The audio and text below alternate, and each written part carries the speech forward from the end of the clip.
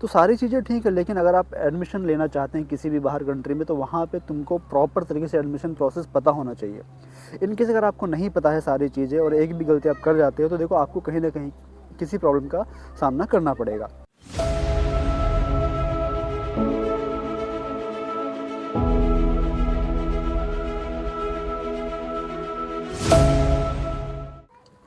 Hello everyone, welcome back to my channel. मैं वसीम त्यागी और दोस्तों मैं अभी रशिया में हूँ और अभी मैं यहाँ से नॉर्दर्न स्टेट मेडिकल यूनिवर्सिटी से एमबीबीएस कर रहा हूँ। आप एडमिशन लेना चाहते हैं किसी भी बाहर कंट्री में, तो वहाँ पे तुमको प्रॉपर तरीके से एडमिशन प्रोसेस पता होना चाहिए।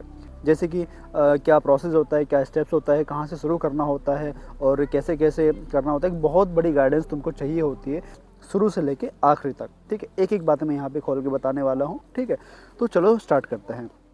तो दोस्तों सबसे पहले बात करते हैं एलिजिबिलिटी क्राइटेरिया की। तो देखिए, सबसे पहले उसकी एज 17 प्लस होनी चाहिए। उसका जो 12th है वो पीसीबी से 50% से ज़्यादा होना चाहिए। लेकिन कुछ यूनिवर्सिटीज़ हैं स्पेसिफिकली, ठीक है, जिनकी रिक्वायरमेंट अलग होती है। जैसे कि उनकी रिक्वायरमेंट ये होती है कि पीसीबी में 50 नहीं 60% प्लस होना चाहिए, तब आपको वहाँ पे एडमिशन मिलेगा। लेकिन जनरली और मोस्टली मैक्सिमम यूनिवर्सिटीज़ में, मैक्सिमम कंट्रीज़ में, ठीक है, आपको पीसीबी में 50% से प्लस होने पर ही आपको एडमिशन मिल जाता है। उसके बाद आता है नीट क्वालिफिकेशन। ठीक है, तो देखो नीट क्वालिफिकेशन मार्क्स से ऊपर होना चाहिए। जैसे कि आपका नीट क्वालिफिकेशन जो मार्क है इंडिया में हर साल का अलग अलग होता रहता है। तो सपोज़ करो 2026 में, ठीक है, आपका नीट क्वालिफिकेशन मार्क्स जो है वो 150 है, लेकिन 150 से प्लस आपका रहेगा तो आपका एडमिशन ईजिली हो जाएगा। लेकिन कुछ स्पेसिफिक यूनिवर्सिटीज़ ऐसी हैं जो कि अलग रिक्वायरमेंट रखती हैं। जैसे कि वो कहती है कि हमारी यूनिवर्सिटी में अगर आपको एडमिशन लेना है तो 200 मार्क्स आपके होने ही चाहिए नीट में, तब आपको यहाँ पे एडमिशन मिल पाएगा। लेकिन मैक्सिमम यूनिवर्सिटीज़ में क्या है मोस्टली कि अगर आपका नीट क्वालिफिकेशन मार्क्स है तो आपको एडमिशन मिल जाएगा। ठीक है, बाद आप देखो कि यूनिवर्सिटी कौन सी है अच्छी आपके लिए, आपके हिसाब से।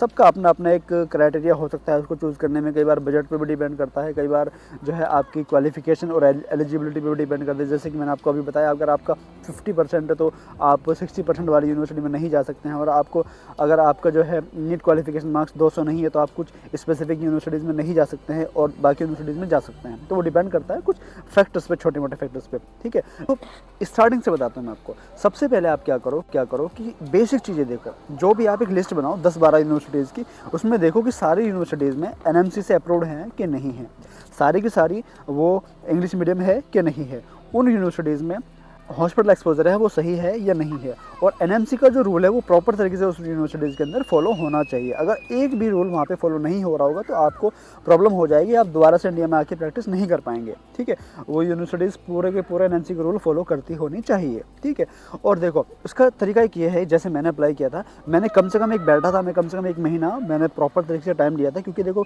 6 साल आपको वहाँ रहना है, बिताना है, पढ़ाई करनी है, तो आपको सारी चीज़ें देखनी होती है।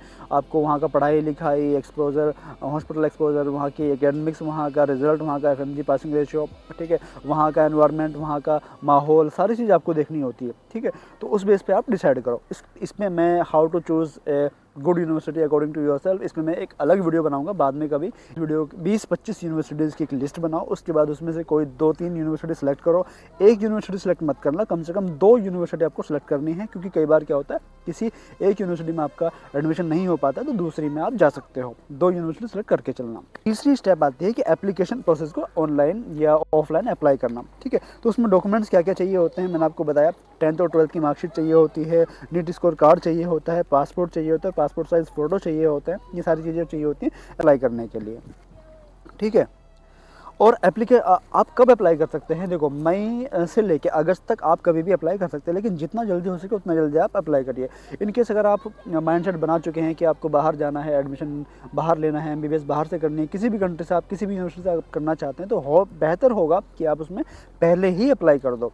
किसी भी कंसल्टेंसी के थ्रू या किसी अपने थ्रू, जैसे भी आप चाहते हो, तो बेसिकली आप उसमें पहले ही अप्लाई कर दो। ठीक है, और बेहतर रहेगा आप किसी भी कंसल्टेंसी के थ्रू ही अप्लाई करें, और कंसल्टेंसी को बहुत अच्छे तरीके से चूज़ करें, क्योंकि फ्रॉड और स्कैम बहुत ज़्यादा होता है मार्केट में। कुछ अच्छी यूनिवर्सिटीज़ में क्या होता है कि मई जून में एडमिशन लेने बंद कर देती है, वो पहले ही वहाँ पर फिल हो जाती है, उनकी जो एप्लीकेशन सीट होती है वो भर जाती है। ठीक है, तो बेहतर है कि आप उसमें पहले ही अप्लाई कर लो। तो आप पता कर लो कि जो यूनिवर्सिटी आप जाना चाहते हो वहाँ पे एप्लीकेशन फॉर्म कब तक भरे जा रहे हैं और कब तक वहाँ पे बंद हो जाएगी, ठीक है। तो उस हिसाब से वहाँ पे एप्लीकेशन फॉर्म अप्लाई कर सकते हैं, ठीक है। आप देखो कि कंसल्टेंस कौन सा चूज़ कर रहे हो आप, ठीक है, ये बहुत बड़ा फैक्टर हो जाता है, ठीक है। कंसल्टेंस अच्छा देखो, ऑफिशियल देखो, उसके थ्रू आप काम करो तो आपको फ़ायदा रहेगा। क्या फ़ायदा रहेगा, वो ये रहेगा कि आप घर से दूर जा रहे हो, बहुत दूर जा रहे हो, आपके पेरेंट्स आपके साथ नहीं रहने वाले हैं, तो वहाँ पे आपको ऑफिशियल कंसल्टेंस, एक अच्छा कंसल्टेंस रहेगा, तो वो आपको सारी चीज़ों में हेल्प करने वाला है अगले 6 साल तक। आपको कोई प्रॉब्लम आती है, किसी चीज़ की दिक्कत होती है, कोई डॉक्यूमेंट प्रोसेस में दिक्कत होती है, तो वहाँ पे वो आपको हेल्प करने वाला है,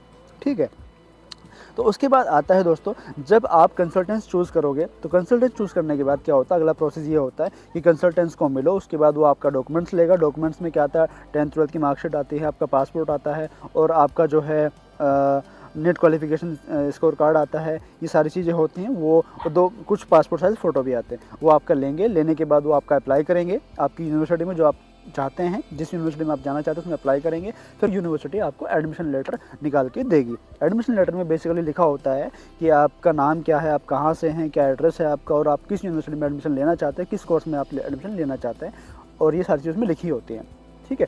अब जब आपका एडमिशन लेटर मिल जाता है, उसके बाद क्या होता है कि हर यूनिवर्सिटी का एक एंट्रेंस एग्ज़ाम होता है, ठीक है। वो डेट आपको मेंशन कर देंगे, जो भी आपकी यूनिवर्सिटी है वो बता देंगे। तो उसमें बायोलॉजी का और केमिस्ट्री का मैक्सिमम पोर्शन होता है। बायोलॉजी और केमिस्ट्री का ही पार्ट आता है, सिलेबस जो होता है, लेकिन कुछ यूनिवर्सिटी इंग्लिश भी इन्वॉल्व करती है उसमें, ठीक है। तो इसको आप क्या करना है कि अब आपको उस यूनिवर्सिटी के हिसाब से एंट्रेंस एग्ज़ाम की तैयारी करनी शुरू करनी है, ठीक है। उसमें आपके जो कंसल्टेंट है वो आपकी हेल्प करेंगे बहुत सारी चीज़ों में, ठीक है। वो आपको गाइड करेंगे कि एंट्रेंस के एग्ज़ाम को कहाँ से पढ़ना है, कैसे पास करना है, सारी चीज़ें वो आपको बताएंगे, ठीक है।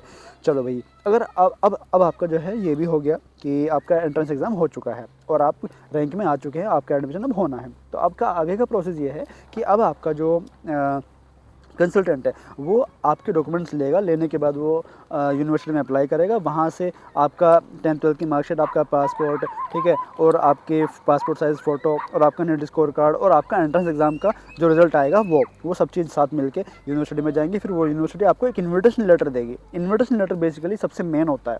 इन्विटेशन लेटर निकलते ही आप समझ जाइए कि आपका एडमिशन हो चुका है। इन्विटेशन लेटर का मतलब होता है कि अब यूनिवर्सिटी आपको इन्वाइट कर रही है कि आप अपना बोरिया बिस्तर बांधिए, अपनी पैकिंग कीजिए और मेरे पास आ जाइए, ठीक है। तो बेसिकली इन्विटेशन लेटर के बेस पे आपका वीज़ा बनता है। तो इन्विटेशन लेटर मैन होता है। जैसे ही आपका एंट्रेंस एग्जाम होगा, सारी चीज़ें कंफर्म होगी, आपका इन्विटेशन लेटर निकल जाएगा। तो अब आगे का प्रोसेस होता है वीज़ा का, ठीक है। तो देखिए, वीज़ा का ये है कि आप वीज़ा अगर खुद जानते हैं तो खुद अप्लाई कर सकते हैं, लेकिन अगर आप खुद नहीं जानते हैं तो बेहतर रहेगा कि आप बिल्कुल भी इसमें ना पड़े और अपने कंसल्टेंट को बोले कि आप ही कराइए, ठीक है। क्योंकि कंसल्टेंट्स पैसा लेता है इस चीज़ का, तो वही कराए तो बेहतर है, ठीक है। तो कंसल्टेंस ही आपका जो है वीज़ा अप्लाई करेगा। वो इन्विटेशन लेटर के बेस पे ही वीज़ा अप्लाई होता है। जो आपके डॉक्यूमेंट्स रहते हैं, पासपोर्ट रहता है, आपका इन्विटेशन लेटर रहता है, आपके जो एजुकेशनल डॉक्यूमेंट रहते हैं, आपका पासपोर्ट साइज़ फ़ोटो रहते हैं, उनके बेस पे क्या होता है, आपका वीज़ा अप्लाई होता है। आगे का प्रोसेस ये होता है कि जब आप यहाँ पे आ जाते हैं, कुछ प्रोसेस यहाँ पे भी होता है। एजुकेशनल डॉक्यूमेंट्स के कुछ प्रोसेस यहाँ आने के बाद भी होते हैं। तो सबसे पहले जब यहाँ पे आप आओगे, आने के बाद सबसे पहले आपको हॉस्टल में स्टे कराया जाएगा। हॉस्टल रजिस्ट्रेशन होगा आपका आते ही। उसके बाद नेक्स्ट डे या 1-2 दिन बाद आपका यूनिवर्सिटी में रजिस्ट्रेशन होगा। उसके बाद आपके ऑफलाइन जो डॉक्यूमेंट्स है, ओरिजिनल डॉक्यूमेंट्स, वो वहाँ पे आप जमा करोगे, उनका ट्रांसलेशन जमा करोगे। लाइक मैं रशिया में हूँ, तो रशिया में आने के बाद मेरे जो डॉक्यूमेंट है एजुकेशनल 10th और 12th, उनका ट्रांसलेट किया जाता है, उनको उनकी लोकल लैंग्वेज में, फिर उनको जमा किया जाता है यूनिवर्सिटी में, ठीक है। फिर वो ऑफिशियली ऑफलाइन में उनका एडमिशन कंफर्म हो जाता है, ठीक है। उसके बाद कुछ समय बाद उनको स्टूडेंट आईडी प्रोवाइड की जाती है और फिर 2-3-4 महीने के बाद आपको एक ग्रीन कार्ड भी प्रोवाइड किया जाता है यूनिवर्सिटी की तरफ से। ये सब चीज़ें होती हैं